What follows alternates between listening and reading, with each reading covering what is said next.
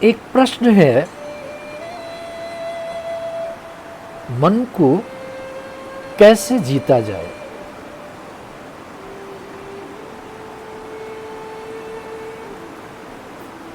मन को जीतने से पहले ये जानना पड़ेगा किन किन कारणों से मन भटकता है।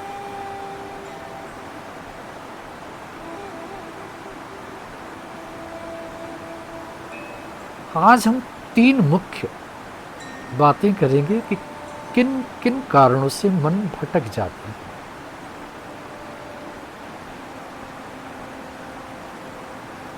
पहला श्रवण, दूसरा दृश्य,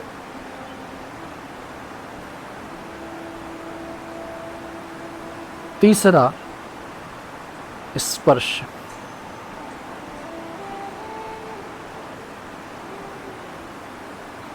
श्रवण कानों से होता है, सभी जानते हैं। ये श्रवण जो है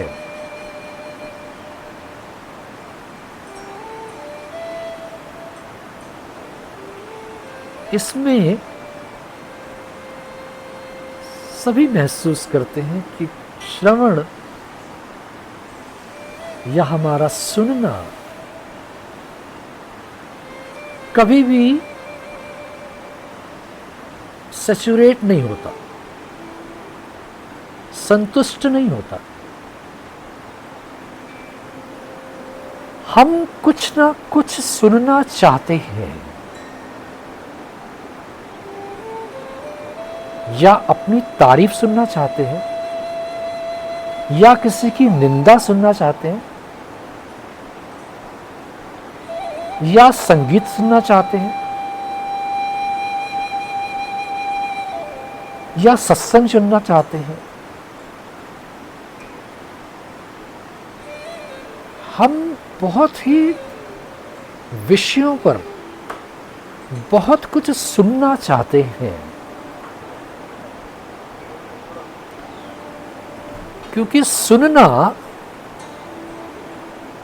वास्तव में अति आवश्यक है। सुनकर ही हम समझ सकते हैं और समझकर ही हम कुछ प्रतिक्रिया कर सकते हैं।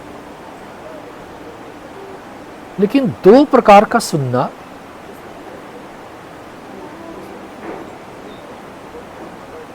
थोड़ा सा इस पर ध्यान देने की जरूरत है। एक तो अपनी प्रशंसा सुनना, दूसरा दूसरे की निंदा सुनना। अपनी प्रशंसा के प्रति हम बहुत उत्साहित हैं। अगर हमें कोई कह दे कि आप इतने सुंदर हो, इतने बढ़िया हो, इतनी अच्छी बातें करते हो, बहुत ही फोटोजेनिक हो, आप जैसा कोई नहीं, तो हमारे कान बार बार उसको सुनने के लिए लालायित होते हैं।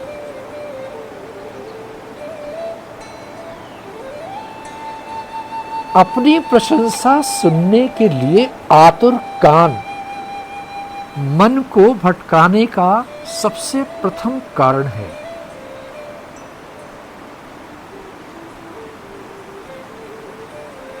और दूसरे की निंदा सुनने के लिए उत्सुक कान मन को भ्रमित करने के लिए बहुत है।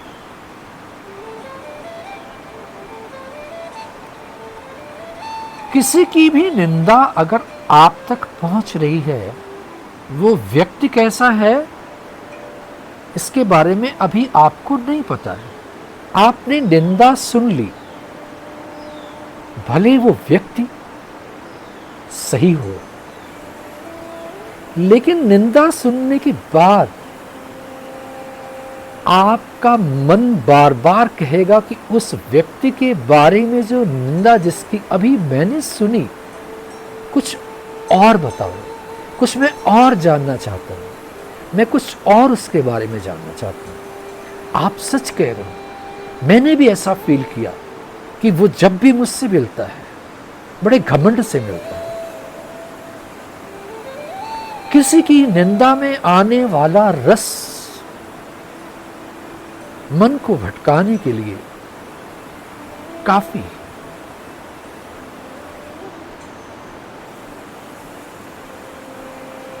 हमने बात की थी कि हम 3 विषयों पर बात करेंगे। पहला श्रवण, दूसरा दृश्य और तीसरा स्पर्श। हम दूसरे बिंदु पर आ जाएं कि जो दृश्य है, हमारी आंखें हर वक्त कुछ न कुछ देखना चाहती हैं, क्योंकि जो दृश्य है उसका प्रभाव हमारे मन पर पड़ता है, उसका सीधा प्रभाव मेरे मन पर पड़ता है, हमारे मन पर पड़ता है। लेकिन जो अदृश्य है उसका काल्पनिक प्रभाव हमारे मन पर पड़ता है। जो दृश्य है वो पूरी प्रकृति दृश्य है। हम पूरे जगत को इस दृश्य रूप में देख रहे हैं। ये बहुत अच्छी बात है कि ईश्वर ने हमको अनुपम देन दी है कि हम उसकी अनुपम देन को इन आंखों से देख रहे हैं।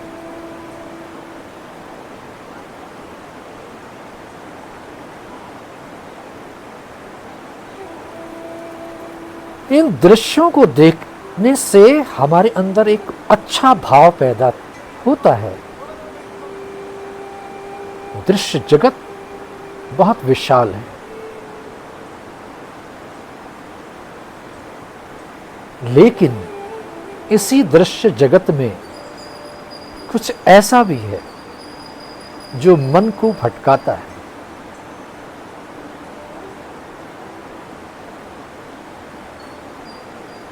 प्रभु ने हमें शरीर दिया है। इस शरीर के साथ साथ कई किस्म की वासनाएं भी इस दृश्य जगत में है। दृश्य जगत की वासनाएं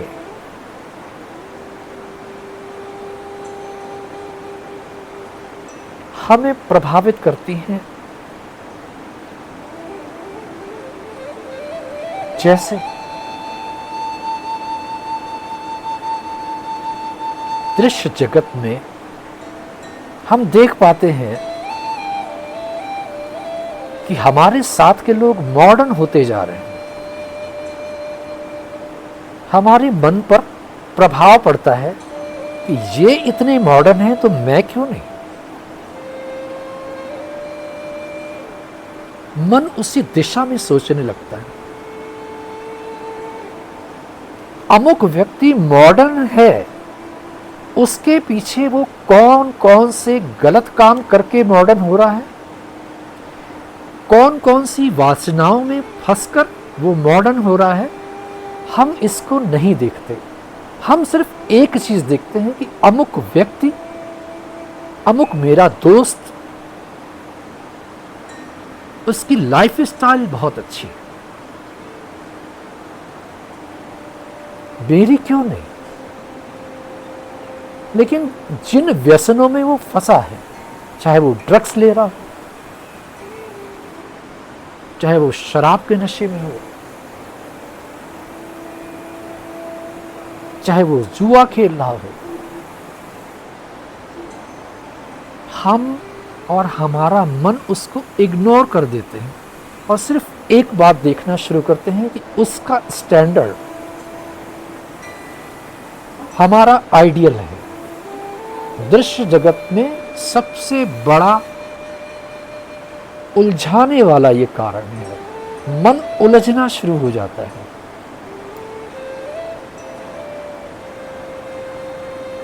आंखें देखने से थकती नहीं है, और देखना चाहती हैं और देखना चाहती हैं, लेकिन अगर वो सकारात्मक चीजें देख रही हैं तो इससे तो कोई अच्छी बात ही नहीं हो सकती। लेकिन अगर नकारात्मक चीजें देख रही हैं और उनका मन पर अगर प्रभाव पड़ना शुरू हो गया, मन शांत नहीं रह सकता है।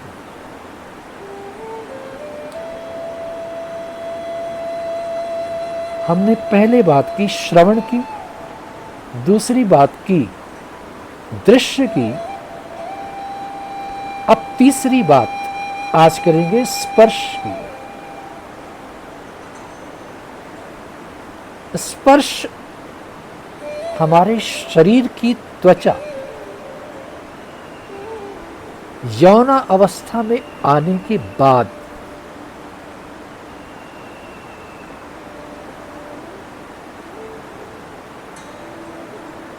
हमारे शरीर में कुछ परिवर्तन होते हैं। उन परिवर्तनों की वजह से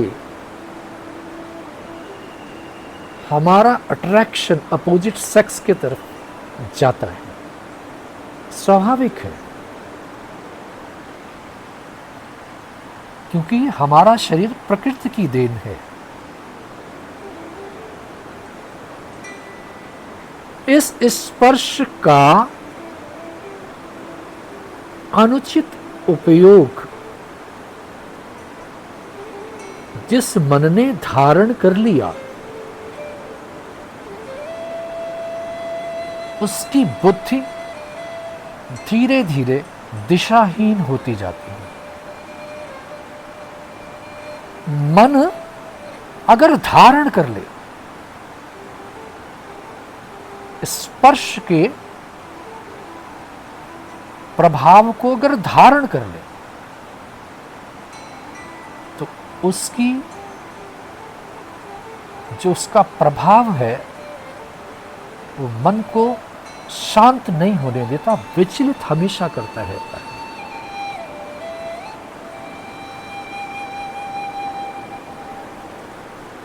मन अगर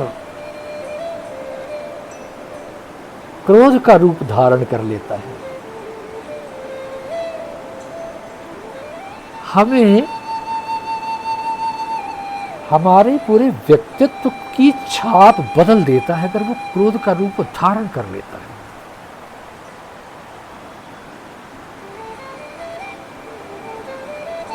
और अगर मन इन स्वादों में ही अगर खो जाए, क्योंकि प्रकृति में हमें हमारे जबान पर एक स्वाद शब्द भी डाल दिया है, नित्य नए स्वाद।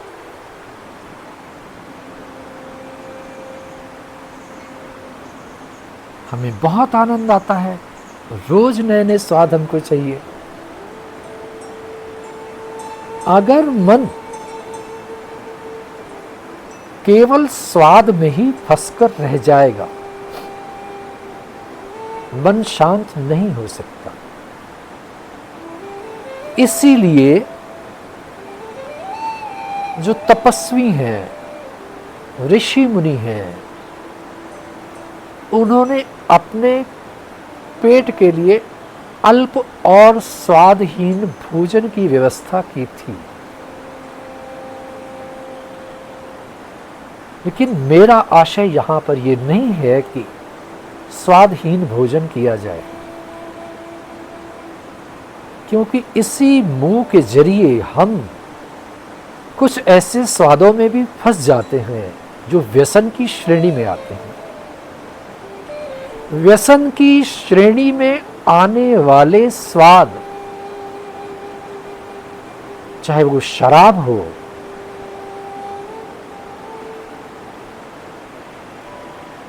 चाहे वो चरस हो, चाहे वो गांजा हो, व्यसन की श्रेणी में आने वाले स्वाद मन को शांत नहीं कर सकते हैं। कुछ विचारकों ने इस पर प्रश्न चिन्ह भी लगाया कि ऐसे व्यसन से मन एकाग्र हो जाता है। शायद ये बात अभी उतनी गहरी नहीं बता पाए वो विचारक, क्योंकि वो उतने गहरे उतरे नहीं।